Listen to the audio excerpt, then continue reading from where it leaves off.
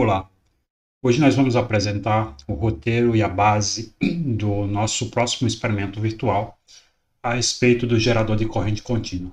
Nós vimos nas aulas anteriores que para que um circuito transmita uma corrente elétrica, é preciso ter uma fonte de tensão, que é a bateria, que vai servir para fornecer a diferença de potencial capaz de criar essa corrente elétrica.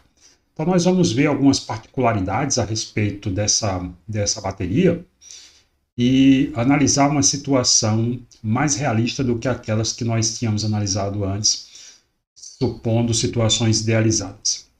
Bom, quando a gente geralmente representa um circuito elétrico, incluindo uma bateria e uma carga que essa bateria alimenta, onde está presente toda a resistência elétrica, nós eliminamos qualquer possibilidade de haver outra resistência elétrica presente, por exemplo, na própria bateria e presente nos fios que a bateria está ligada à carga. No entanto, todo material elétrico tem algum tipo de resistência, incluindo as baterias. Então, nós vamos levar em conta essa resistência interna que a bateria tem, e a partir de um experimento virtual, nós vamos estimar para uma determinada bateria o valor dessa resistência interna. Então, o circuito que mostra a figura aqui embaixo, ele tem esse ingrediente mais realista de que, além da resistência que representa a carga que a bateria alimenta, a bateria tem uma resistência interna, a partir desse Rzinho aqui. Okay? Então, essa resistência interna ela é justamente responsável por um dos efeitos mais conhecidos nas conexões elétricas, que é o chamado efeito Joule, devido à presença, também, claro, da carga também cria esse efeito, mas mesmo só a resistência da bateria interna já é suficiente para a gente perceber isso, que é o aquecimento do material elétrico. Né? Mesmo se você pega uma pilha, por exemplo, e coloca ela para funcionar, você nota que a pilha está sendo aquecida, e isso se dá justamente pela presença dessa resistência interna na bateria. Tá? Esse aquecimento se dá a conversão da energia elétrica na forma de um outro tipo de energia, que é a energia calorífica. Isso é o chamado efeito Joule. Bom, então aqui nós vamos analisar uma situação como essa, em que eu tenho uma bateria real com uma resistência interna alimentando uma carga elétrica. Essa carga elétrica pode ser uma série de equipamentos, uma lâmpada, um aparelho elétrico qualquer, tá bom? Então vamos avaliar esse circuito do ponto de vista da lei de Kirchhoff. A gente sabe que a lei de Kirchhoff diz que a soma das diferenças de potencial ao longo do circuito inteiro tem que dar zero. Então nós temos aqui uma diferença de potencial que vem da FEM, da bateria, que é o valor nominal da diferença de potencial que ela fornece, mais a diferença de potencial relacionada à resistência interna, que se dá pelo produto do valor dessa resistência pela corrente que está circulando por ela, que é a mesma que vai passar pela bateria, que é a mesma que vai passar por essa resistência R, cuja diferença de potencial vai ser o produto do I, justamente por esse R.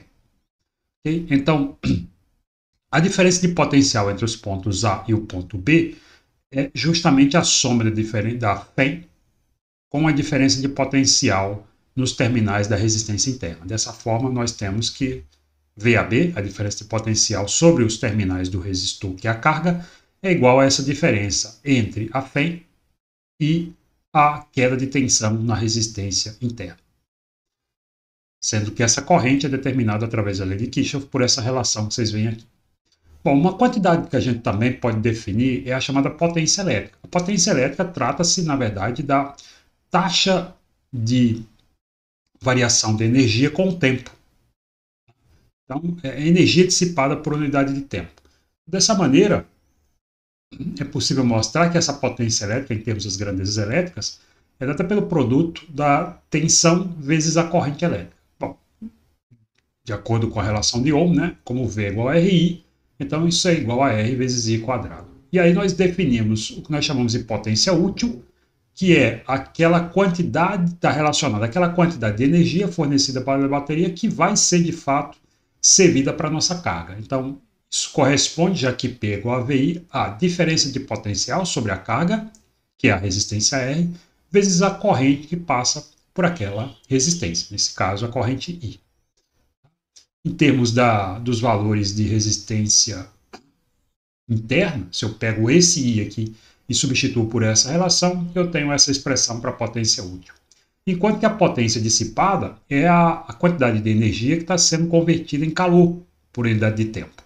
Então, essa é a potência ligada à resistência interna Rzinho, e então ela é Rzinho vezes I quadrado. Novamente, usando essa quantidade como uma corrente, nós temos essa expressão para a potência dissipada. Muito bem. É possível mostrar que essa potência útil, que é a potência fornecida pela bateria para a minha carga elétrica, ela se comporta de forma não monotônica, ou seja, ela não está só crescendo ou só diminuindo com a corrente, mas ela tem um valor máximo que é alcançado quando a resistência da carga tem um valor que é igual à resistência interna da fonte. Nesse ponto, a potência útil alcança um valor máximo. E nós determinamos justamente que essa resistência, para que a potência útil seja máxima, é a resistência interna. E o valor da potência útil nesse valor, nesse ponto de máximo, é igual a essa expressão aqui. Outra quantidade útil para a gente definir aqui é o chamado rendimento da bateria. Então, isso se dá pela razão entre a potência fornecida para a carga, que é a potência útil, dividido pela potência total, que é a soma da potência útil com a potência dissipada. Em termos das resistências interna e resistência de carga, essa expressão é dada dessa forma aqui. Simplesmente quando eu pego o PU e o PD, mostro as expressões anteriores, e substituo nessa relação. No caso da potência máxima, esse rendimento é igual a μ. Okay? Então, nós verificamos esse comportamento aqui para a potência útil. Vejam, a potência útil aqui é essa curva tracejada. Vocês observam que tem um ponto de máximo. Legal? E a potência dissipada é essa curva pontilhada aqui. Note que para essa resistência da carga pequena, essa potência dissipada é muito alta, enquanto que ela cai à medida que a resistência da carga se torna maior. Já o rendimento, notem que ele aumenta com o valor da resistência da carga, e quando a resistência da carga é muito maior do que a resistência interna da fonte, esse valor do rendimento alcança um limiar bastante alto, se aproximando de 90%, para esse caso aqui, como nós estamos vendo na figura. Legal? Bom, o nosso experimento virtual vai ser justamente explorar esse circuito, um circuito como este aqui, para determinar os valores nominais da FEM e da resistência interna da fonte, medindo essa diferença de potencial entre os terminais de uma carga e a corrente que circula por essa carga. Tá? Então, nós vamos mostrar na sequência do vídeo o procedimento para esse experimento virtual e, na sequência, nós retomamos essa apresentação para discutir as questões a serem analisadas, que também vão estar presentes no guia da prática. Bom, muito bem. Nossa prática virtual vai se dar a partir do endereço que vocês veem aí, que também está disponível no guia da prática. Então, vocês vão entrar na página e vocês vão encontrar essa montagem.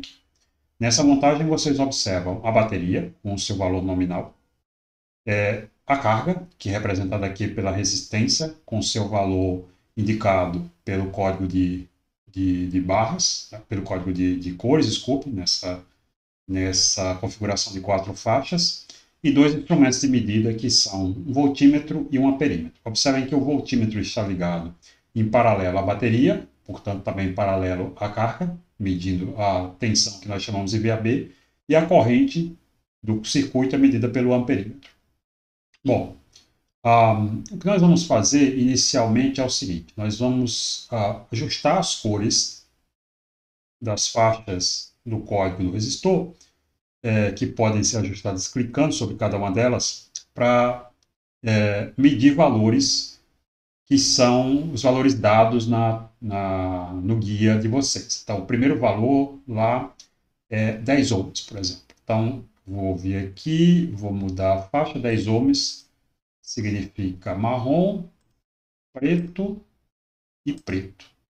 Tá? Vou deixar a quarta faixa de tolerância como está, não altero.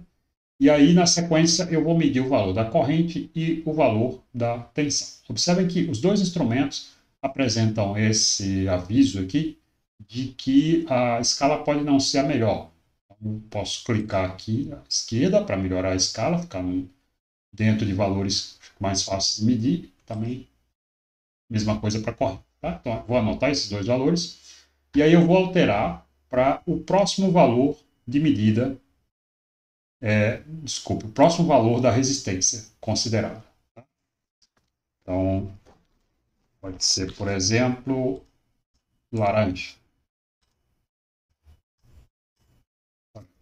Então, agora eu meço o novo valor de tensão e o novo valor de corrente. Tá?